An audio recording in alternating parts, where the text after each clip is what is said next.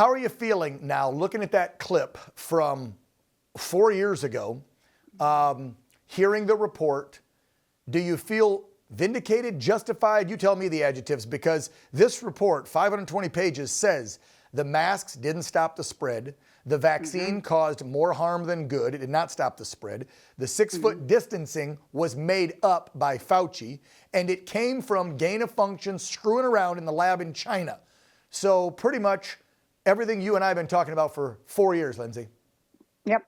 I mean, that clip that you showed of that press conference, like, that was such a whirlwind time in my life. I'd never been in the news. I'd never done anything defiant. I was never a political activist. I was just a mom who was like, this does not make sense to me.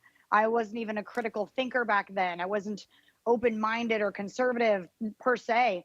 And it makes me emotional to watch that because that was the hardest thing I've gone through in my entire life. And to think now that the hate that I received, the fines, the retaliation against me, the hate that my family endured, the threats, and it was all for nothing. I was right. After all this time, I didn't even need to be right. I knew in my heart that I was right. But to know now that they did this strategically to Americans, and they watched us sit there and they watched us take the hate and the violence and the attacks and the memes and the death threats, they let us go through that. And they knew the whole time that we were right. We were right for standing up. Yep. It's validating indeed.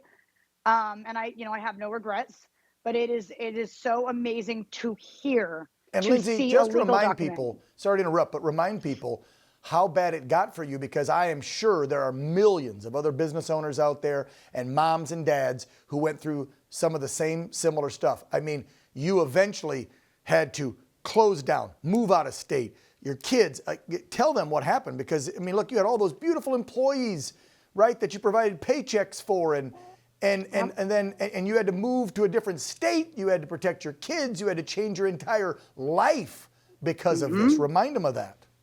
Yeah, I mean, they made me the face of conservatism. They called me the COVID killer. All those beautiful women that you see in that picture, they all walked out on me because of the hate and intolerance that every single person at my salon got.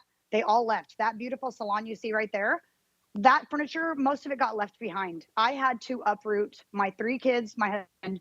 We had to sell our beautiful home that we had just built a year prior, and lost that salon and 5 other businesses.